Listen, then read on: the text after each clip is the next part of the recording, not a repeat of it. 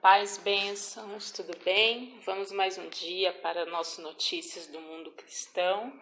Fica ligadinho aí, tem bastante informação importante para você neste dia. A primeira notícia, bênçãos: um condomínio despeja viúva idosa por evangelizar vizinhos e oferecer orações. Olha que triste. O estado da Califórnia está investigando um caso em que uma viúva idosa teria sido forçada a deixar seu apartamento devido às suas convicções religiosas e idade avançada. Diana Martin, de 85 anos, morou no condomínio por 14 anos e em fevereiro ela foi informada pelo proprietário, que é vice-prefeito da cidade, que ela estava sendo despejada. Embora Diana tenha ficado meses no arrendamento anual e seu aluguel tenha sido integralmente pago, seus advogados dizem que ele citou sua prática religiosa de compartilhar sua fé e oferecer-se para orar pelas pessoas como razões pelas quais ela precisava encontrar uma nova casa. O proprietário sabia que Diane estava se recuperando de sérios problemas de saúde. No dia em que foi comunicada, a idosa chorou, alegando que era inverno e ela não tinha filhos morando perto. Ele teria dito a ela que esses detalhes não eram problema dele. Os advogados ficaram surpresos com o que encontraram. Além de razões discriminatórias oferecidas para o despejo, os advogados notaram que o aviso dado a Diana tinha claros erros quanto ao prazo. Ninguém deve ser despejado com base em sua expressão religiosa, mas especialmente não, no caso, uma bisavó idosa. Estamos esperançosos de que uma investigação do Estado e medidas corretivas garantam que isso não aconteça com ninguém nesta comunidade. Amém, bênçãos. Que esta senhora venha ser protegida e que nada venha acontecer com ela, que nós possamos estar orando, porque realmente é muito triste.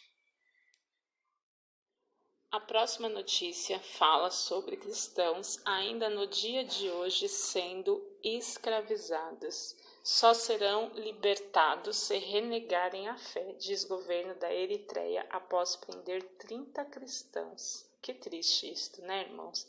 Localizada no cemitério africano, a Eritreia ocupa atualmente o 7º lugar no ranking de países que mais perseguem os cristãos no planeta. Segundo a organização internacional Portas Abertas, não por acaso, recentemente o governo do país prendeu 30 seguidores de Cristo, acusados de rebelião contra o Estado. Segundo um dos relatórios recentes, todos os 30 cristãos são de igrejas pentecostais e só serão libertos da prisão se renegarem a fé em Jesus Cristo. Para garantir o controle sobre a população, o governo da Eritreia utiliza a força policial como ameaça constante. Policiais realizam incursões contínuas em residências particulares onde devotos de religiões não reconhecidas, especialmente cristãos pentecostais, se reúnem para orações comunitárias. Eles só serão libertos se renegarem a fé, acrescenta o texto, destacando que a intenção das prisões é coibir o avanço do cristianismo. Assim como a intimidação e o controle social de instituições comunitárias, o governo da Eritreia busca sufocar a fé dos cristãos no país. As autoridades de fato exigem o controle total de todas as organizações de origem religiosa, como escolas particulares, clínicas médicas e orfanatos. Continua o texto, refletindo um cenário já observado em 2017, quando dezenas de cristãos também foram presos, supostamente por exercerem a fé de forma clandestina. Bênçãos, que triste essa informação, né? Ainda nos dias de hoje, crentes sendo perseguidos e mortos, mas faz parte de todos aqueles que entregam sua vida por Jesus, de certa forma, em algum momento sofrerão perseguições, que nós possamos orar por todos esses cristãos que estão aprisionados neste lugar. Amém? A próxima notícia nos informa sobre o pastor Marco Feliciano e o pastor Malafaia repudiam preconceito de colunista da Globo contra evangélicos. As rusgas entre evangélicos e os veículos de imprensa do Grupo Globo têm aumentado por conta da postura de muitos dos colaboradores do conglomerado de mídia. Recentemente, em uma nota publicada pela revista Época, levou os pastores Marco Feliciano e Silas Malafaia a reagirem contra o preconceito implícito no texto. O imbróglio envolve o jornalista Guilherme Amado, colunista da revista. Ele publicou uma nota sobre uma cerimônia realizada por um pastor no Rio Jordão, em Israel, e a participação de um funcionário do governo Bolsonaro que é judeu. Fábio Weingarten, o secretário da SECOM, postou há pouco uma foto sendo abençoado no Rio Jordão por um pastor evangélico. A fé inteligente transborda religiões, escreveu. A foto repete a mesma que seu chefe, o católico Jair Bolsonaro, fez anos atrás, também em Israel, escreveu Guilherme Amado. O secretário especial de comunicação social compareceu ao evento em Israel a convite da Record TV, logo após a publicação da nota que destacava o fato de Weingarten ser judeu. O pastor Marco Feliciano reagiu no Twitter apontando preconceito contra os evangélicos. O Grupo Globo se supera cada dia no quesito preconceito contra cristãos, principalmente os evangélicos. Tomei conhecimento que meu amigo Fábio Weingarten virou alvo de uma notícia sensacionalista e preconceituosa que parte do jornalista Guilherme Amado, da revista Época. Sempre atento, o jornalista da revista Época, com respeito a ler sua matéria, me causou náuseas. No título, ele cita a etnia do Fábio Weingarten e que ele foi alvo da oração de um pastor. Tudo isso para dizer que o rapaz judeu que foi abençoado trabalha no governo Jair Bolsonaro, escreveu Feliciano. Deixo aqui meu repudio à matéria preconceituosa da revista Época, ao quem peço respeito tanto aos judeus quanto aos pastores e principalmente à pessoa de Fábio Weingarten, a quem dedico minha solidariedade. Nunca vi falarem da religião dos antigos governantes do Brasil. Por que será? Questionou o pastor. Silas Malafaia engrossou o coro das críticas. Jornalista preconceituoso da revista Época. O jornalista Guilherme Amado, querendo colocar em saia justa o secretário da SECOM, Fábio Weingarten, que é judeu, recebendo oração de um pastor no Rio Jordão. Será que é por causa do corte de verba do governo ao Grupo Globo? Nossa, bênçãos, que triste, né? Que todos nós possamos ser um canal de bênçãos, podendo levar a oração e o poder de Deus a todos, sempre em conceitos, em nome de Jesus. A próxima notícia nos informa sobre um jogador, novamente nas finais da NBA, Stephen Curry, fala sobre sua entrega a Cristo, sentir o chamado. Stephen Curry é hoje a principal estrela do time de basquete Golden State Warriors, que disputa as finais da NBA e mantém chances de conquistar o 4º título entre os últimos 5 campeonatos disputados. Ele vem compartilhando sua história de vida em uma série no Facebook e sua fé ganhou um episódio especial.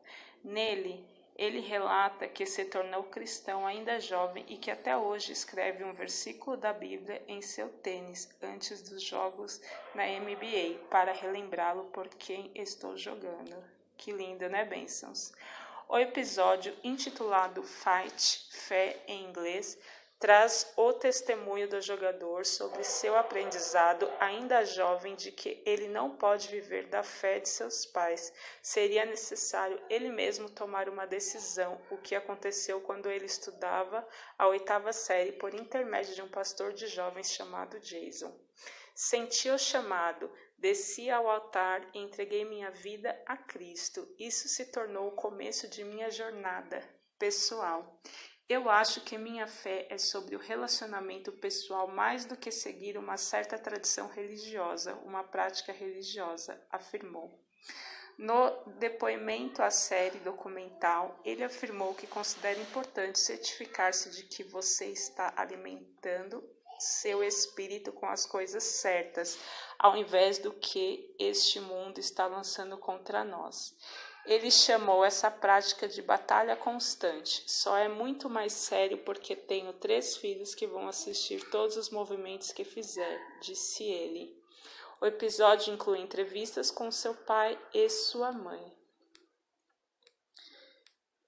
Ainda hoje, seu tênis inclui uma mensagem manuscrita. Eu posso fazer todas as coisas. Eu tenho feito isso desde então. Eu não sei quantos tênis eu escrevi, mas isso sempre me lembra você.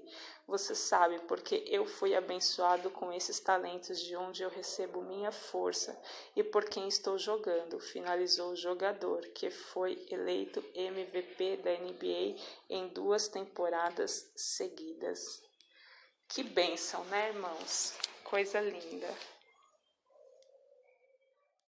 E para finalizarmos nossa notícia de hoje, também mais uma notícia muito triste no mundo gospel em relação ao pastor e levita Kleber Lucas. Ele coloca cargo de pastor à disposição após divórcio e confissão de traição. O divórcio de Kleber Lucas e Daniele Favato causou enorme repercussão nas redes sociais e também na Igreja Batista Soul, que precisou formar um conselho emergencial. Em comunicado nas redes sociais, o cantor e pastor admitiu uma traição no passado e colocou o cargo à disposição. Kleber Lucas publicou um extenso comunicado em sua conta no Instagram, dividido em 3 partes, abrindo os detalhes que o levaram a tomar a decisão de se separar pela 3ª vez. Nos textos, o cantor e pastor diz que teve um caso extraconjugal há 3 anos com uma fã e que isso levou a uma dura repreensão pelo pastor da igreja da outra parte envolvida, assim como do líder de casais da congregação que ele dirige e de um amigo de confiança. Na ocasião, fui orientado a confessar o ocorrido à minha esposa. Consequentemente, assinamos uma ata de confissão e fizemos um pacto de silêncio sobre o assunto. Ao confessar tal atitude para minha esposa, sabia que corria o risco de ser difamada e terminar nossa relação, o que seria absolutamente compreensível. Ao contrário do que imaginei, ela decidiu me perdoar, contou o pastor. No que tange a minha liderança, deixo à disposição do Conselho Emergencial da Igreja Batista Soul a decisão de seguir ou não tendo como pastor, por entender que a igreja local é maior que o pastor, acrescentou Kleber Lucas. Confira a íntegra do comunicativo divulgado nas redes sociais. Cartas familiares a Soul, aos amigos e admiradores. É a vocês que me dirijo. Sei que a notícia da minha separação surpreendeu grande parte do movimento social religioso, abalou muitos que nos seguem pelas redes sociais e que deixou admiradores e amigos aguardando um pronunciamento da minha parte. Antes mesmo de fazerem qualquer julgamento, essa notícia chega juntamente com a notícia da mudança de endereço da Soul. Sobre os fatos, gostaria de pontuar o seguinte. Sim, é verdade que me separei do meu 3º casamento, a decisão foi minha. Sim, é verdade que há 3 anos atrás tive um envolvimento físico não sexual com uma fã após um evento. Algumas das consequências desse ato foram uma dura repreensão pelo pastor da igreja, da outra parte envolvida, com testemunho de líderes da referida igreja, bem como do líder de casais da nossa comunidade Soul e de um amigo de confiança. Ao confessar tal atitude para minha esposa, sabia que corria o risco de ser difamada e terminar nossa relação, que seria absolutamente compreensível. Ao contrário do que imaginei, ela decidiu me perdoar e me pediu que eu não falasse sobre o assunto com mais ninguém. Os motivos que me levaram à separação são de fórum íntimo, contudo, esclareço que não foi por uma paixão repentina, nem por uma briga comum de casal, mas sim devido a um excessivo desgaste de relação, apesar das inúmeras tentativas de ajustá-la após o episódio já relatado.